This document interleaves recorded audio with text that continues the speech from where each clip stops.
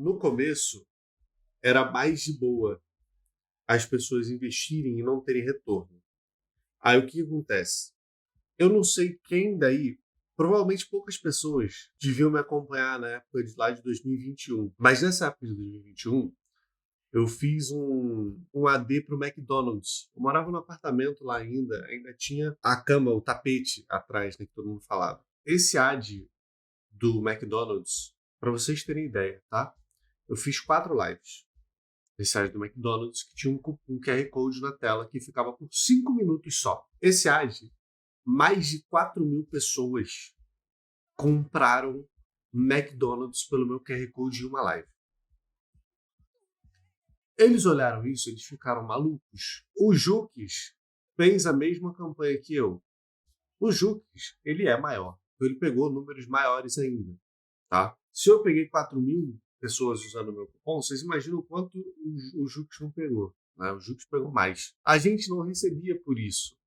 A gente recebeu pela campanha. E essa campanha foi uma campanha ótima. Por quê? Porque eles viraram e falaram, galera, divulga o McDonald's, a gente vai ter uma promoção e já dá um QR Code para você que vai dar um desconto para as pessoas dentro dessa promoção. Então era double desconto. Então as pessoas viraram e falaram, mano, eu posso comer um hambúrguer por R$5, eu vou comprar. Porque eu quero comer o McDonald's. Foi incrível essa campanha. Só que isso foi no auge da Twitch, foi 2021 pandemia. Depois disso, começou o declínio de números e começou o declínio de conversão também. A partir daí, começou o declínio na criação de conteúdo, né? Também. Então vocês veem como as coisas elas andam paralelas. Né? Você considera 2021 como o começo do cenário? Não, o começo do cenário para mim foi 2009, né? Foi quando eu comecei a jogar e comecei a conhecer as pessoas. Mas aí é outra época.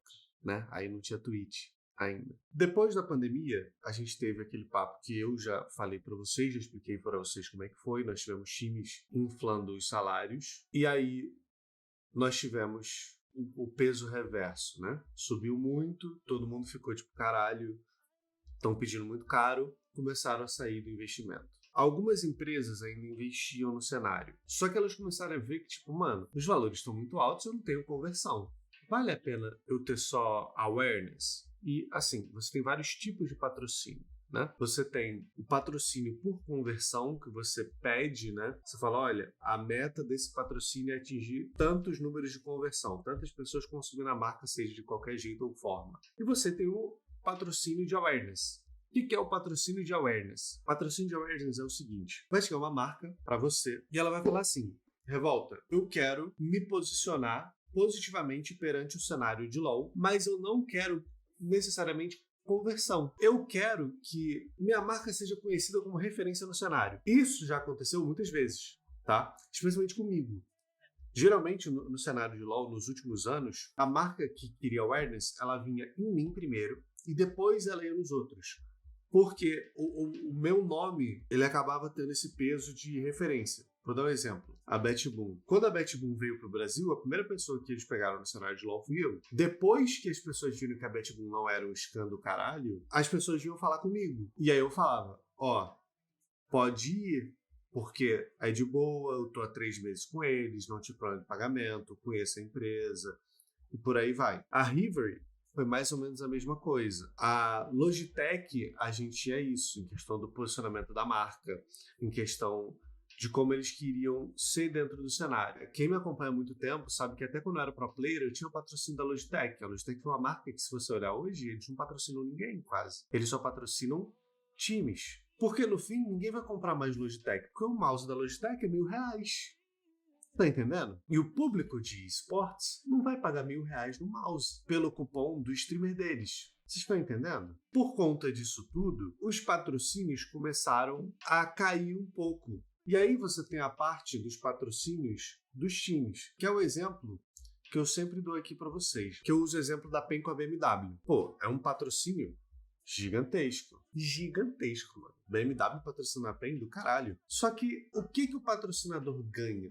Por isso que os patrocínios não se sustentam no cenário. E é por isso que todo mundo fala que todos os times operam no vermelho, menos aqueles que têm uma marca gigantesca por trás que não liga pra nada. Por exemplo, o Red Calunga. Entende? Quando vocês estavam falando de a LPL caiu muitos números, isso é preocupante, porque a LPL é o que sustenta o cenário de esporte global. Na Europa, já tem reclamação dos times de tipo, mano, não tá tendo patrocínio, não tá tendo receita, não tá tendo não sei o quê. A maneira como a Riot conseguiu resolver isso no Valorant foi pegar um pouco do lucro que eles têm em skin de time e dar para os times. E isso é algo gigantesco, porque aí os times se tornam sócios do jogo, entende? Só que aí qual que é o problema? Os times, a partir daí, eles têm que pensar não só em investir no time competitivo deles, como em marketing. O marketing tem que ser muito bom e tem que ser muito grande para eles conseguirem vender o bundle deles, entende? Essa questão que vocês estavam discutindo, para mim, a Esther canetou no comentário dela, de que se a Riot deleta flex, melhora a solo kill para poder ter duo, poder ter trio, e bota um voice no jogo, o jogo começa a se renovar. Só que qual que é o problema disso? Você mexe na player base, na maior quantidade de player base fazendo isso. E a maior quantidade de player base é o que mantém o jogo. O LoL, ele é mantido por 99% dos players. O competitivo, ele é 0,1%. Ele é pouquíssimo, entendeu? Então, tipo, para eles colocarem voice, eles vão alterar o jogo inteiro para salvar o competitivo, que é 1% do jogo. É uma decisão difícil, eu entendo a Riot. Porque isso pode ser um tiro no pé. Vai melhorar a solo kill, mas pra quem? Se as pessoas já jogam o jogo, sacou? O jogo vai continuar vivo, não importa o que aconteça.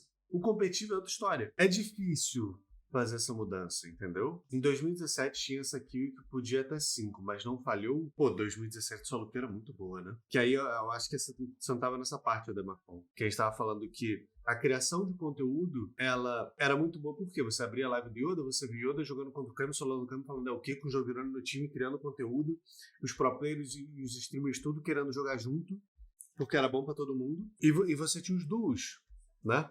O duo era muito bom. Agora, se você quer jogar com seus amigos, você tem que jogar normal game ou flex. Então a solo kill do LoL, ela é um ambiente que não é legal de estar. Vou dar um exemplo.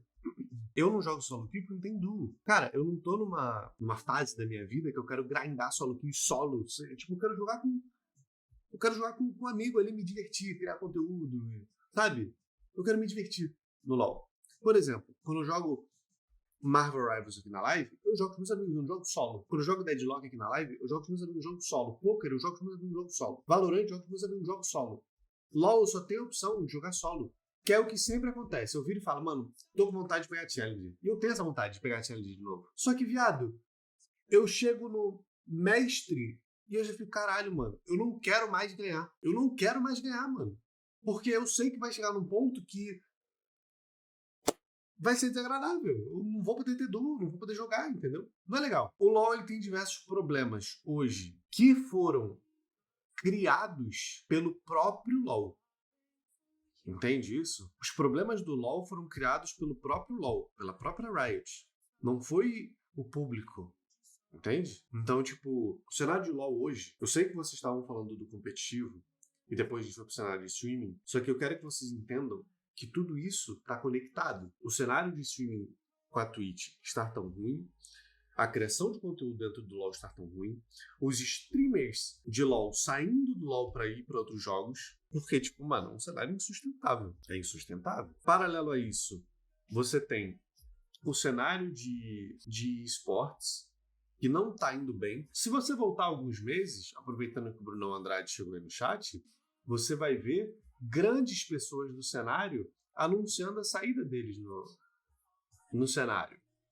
Leon Butcher, mano. Cara, vocês têm noção que em 2009, quando eu comecei a jogar, foi o ano que eu conheci o Leon Butcher? Ele era narrador do jogo. Vocês entendem isso, mano? Viado, isso é bizarro. Showtana quase saindo, exatamente, Ratotô. Showtana quase saindo. É assustador isso, mano. Então, tipo, o cenário ele tá mudando e ele pede outras coisas. Sacou? Essa questão da criação de conteúdo é um problema exclusivo do Brasil, ou você já viu rolando em outras regiões? Pelo que eu vejo da criação de conteúdo, é um problema muito grande aqui do Brasil. Também é um problema lá fora, mas não é um problema tão grande lá fora. Por quê? O público estrangeiro, eles consomem de uma forma diferente. Se o streamer fala inglês, ele não pega só o público do país dele. Ele pega o público da Europa, ele pega os Estados Unidos, ele pega o público brasileiro que fala inglês, ele pega qualquer coisa. Por exemplo, o casual. Entende? O casual, ele acaba pegando o público do mundo inteiro. Entende? Mas se você pegar os números, por exemplo, do Double Lift, os números dele caíram, as pessoas ainda não acompanham ele. Mas elas acompanham ele por quem o Double Lift é. Eles não acompanham o Double Lift pelo cenário competitivo, até porque eles não têm esperança mais no cenário competitivo do NA. Uma Team Kiwi resolveria, você diz, Flex? Eles dizem que a fila duo no LoL prejudica quem joga solo, fazendo com que as filas sejam desbalanceadas. Qual seria a solução para isso? É que aí é um problema do jogo. Aí não é um problema da duo. É um problema do jogo. Por quê? LoL, quando você joga com comunicação, você tem vantagem sobre quem não tem comunicação. Porque LoL é um jogo de coordenação. Então o duo, ele quebra isso. E aí, por exemplo, Valorant, que é o exemplo que estão dando aí no chat, é um jogo que tem voice aberta para todo mundo usar. Então a duo não desbalanceia isso. Entendeu? Mas nem todo mundo usa? Sim, nem todo mundo usa. Mas não é um problema evidente, entendeu? Porque é a opção das pessoas não usar. Não é responsabilidade do jogo, entende? A partir do momento que alguém da duo numa fila que não tem voice e esse duo consegue comunicar, eles conseguem ter uma vantagem muito grande, muito clara. Se tem voice e as pessoas não usam, o problema das pessoas. O recurso está ali. Entendeu? Então, tipo, são propostas e problemas diferentes, entende? São propostas e problemas diferentes que a gente vê aqui, dentro do LoL. É que assim, eu já falei de muita coisa, né? Já falei de patrocínio de esporte, já falei de time, já falei de cenário de streaming, já falei de muita coisa. É que, tipo, pra quem tá chegando agora, não tá entendendo porra nenhuma do que tá acontecendo, quando a live tava offline, tinha uma galera no chat falando sobre a LPL. E quando eu sentei no PC, eu comecei a ler o que estavam falando. E os números da LPL caíram muito. Isso é muito preocupante. Pra quem não sabe, a LPL sustenta basicamente sozinha o cenário de esportes. Tipo assim, o tanto de dinheiro que gira em torno da LPL basicamente paga todas as ligas. E por pagar todas as ligas, elas podem se dar o luxo de existirem. Aí vocês viram e falam, mano, a LLA acabou. Agora eles são LTA Sul. A Oceania acabou. Turquia acabou, Rússia acabou. Vocês viram várias ligas sendo sacrificadas para cortar gasto. Basicamente é isso. Elas não dão retorno, corta gasto. Basicamente é isso. O Brasil só não morreu porque a gente se uniu com a LTA Sul e com a LTA Norte, né, de certa forma. E nós temos uma coisa que é um potencial gigantesco. Nosso público assiste. É o que eu falei para vocês. O nosso público, ele não consome. Ele não vai virar e falar, mano, eu vou comprar aqui o FIS, que é o patrocinador da Red. Não vou comprar, mas eu vou assistir. Eu vou dar número, que pelo menos eu tô assistindo. Eu não vou comprar o FIS. Entendeu? Tanto é que se vocês repararem, os patrocínios não duram muito tempo. Eles duram o tempo do contrato. Eu sei que a Rússia não acabou por questão de dinheiro, foi por questão política, mas você pode ter certeza que se não fosse por questão política, eles iam rodar que nem os outros rodaram. Porque não tinha público. Isso eu digo com certeza pra você. Eu sei disso. Eles iam acabar. Fora que as CoStream mantém bastante da viewer base do LoL. Sim, o Pedro Pocatelha, mas, tipo, isso é número pra Riot também. Tipo, os números de CoStream são números que somam pra Riot, então não importa se um co-streamer tem mais view que a Riot, sabe? Só que entenda que o público que assiste não consome, então ele não compra mais, entende? Que aí é o problema que eu tava falando dos patrocínios e tal, do porquê que, por exemplo, hoje a gente tem menos streamer fazendo publi. Hoje, e também as publis, vamos combinar, são ridículas. Né? As publis de esporte são ridículas. Muitas vezes por conta das marcas. São pessoas que simplesmente não entendem do cenário e fazem coisas absurdas e não têm flexibilidade para mudar, mas são ridículas. Enfim, isso afeta os streamers, isso afeta a transmissão oficial, isso afeta o jogo, isso afeta os times, isso afeta todo mundo. Simplesmente o público que sustenta o LoL, infelizmente, parece ser feito de vidro e um voice de explodir tudo e, não faz sentido. O patrocínio e muito de como é voltado a ideia dele de marketing e linguagem gamer é ridícula. Fica algo muito vergonhoso, sim. Essa mudança de Twitch para Kick não influencia as publis? Influencia. Só que você entende que, tipo assim, o lance da Kick é o seguinte, já tiveram milhares de plataformas que vieram. A Kick não é burra. A Kick é da Stake, mano. Se tem uma coisa que eles sabem fazer é dinheiro. Eles só sabem fazer dinheiro. Eles sabem que as pessoas fazendo live numa plataforma como a Kik, eles vão ter que pagar bem. Porque as pessoas estão perdendo a oportunidade de holofote na Twitch, querendo ou não. O público cíclico da Twitch é maior. Eu já compartilhei aqui um pouco dos meus números com uma galera que tá aí no chat. Eles sabem como é que é. Tipo, eu pegando menos número na Twitch e pegando mais número na Kik, o meu público que cicla é maior na Twitch. Então, tipo, a Twitch, ela entra e sai mais pessoas. A Kik, as pessoas que assistem na Kik, elas ficam na Kik. Mas também porque a Kik tem pouco streamer ainda. Então as pessoas não têm o hábito de, por exemplo, abrir a Kik e buscar streamer, que nem é na Twitch, entendeu? Então são públicos diferentes, são propostas diferentes entre Kik e Twitch. Mas sim, afeta patrocínio. Só que vamos combinar, quem tá na Twitch tá tendo patrocínio? Sacou? Não tá tendo, mano. Não tá tendo patrocínio. O maior holofote hoje, que é um papo que eu tava tendo até com o Minerva esses dias, pra mim o Yates tá 100% certo, mano. 100%. Pra mim o Yates, ele é, tipo, visionário no que ele me falou aqui na live um dia. Hoje o maior holofote não é a Twitch. O maior holofote é o YouTube. O maior é o YouTube, mano. Você chega no YouTube, você começa a streamar, TikTok também. Você começa a streamar lá para trazer as pessoas pra Kik, mano. E você vai falar, galera, segue na Kik, live na Kik, vai continuar na Kik, porque aí as pessoas vão vindo, mano. O YouTube é absurdo, mano. É que eu sou um idiota. E eu tomei copyright nos meus 3 canais. Então eu não tenho alcance no YouTube. Por causa da porra da música do Bolsonaro. Mas eu preciso criar um canal de live no YouTube. Eu preciso, porque é muito bom, sabe? É muito bom. Mas enfim, tipo, é isso. Tem a música do Bolsonaro tem copyright? Tem. Descobri da pior forma. Enfim, eu espero que eu tenha esclarecido algumas coisas pra galera aí que tava discutindo sobre número da LPL e cenário de esportes e tal. Tipo assim, dá um exemplo. A mudança da LPA foi um lixo. Graças a Deus, eu tenho intimidade suficiente com algumas pessoas de alto cargo da Riot pra chegar pra elas e falar, mano, a mudança foi um lixo. E eles falam, mano, a gente sabe que foi um lixo. Eles sabem que foi um lixo. Eles sabem que eles fizeram merda. Só que tá fora da mão deles. Vocês entendem isso? Porque quem decide isso não é a Riot Brasil. Isso é osso, porque qual que é o problema?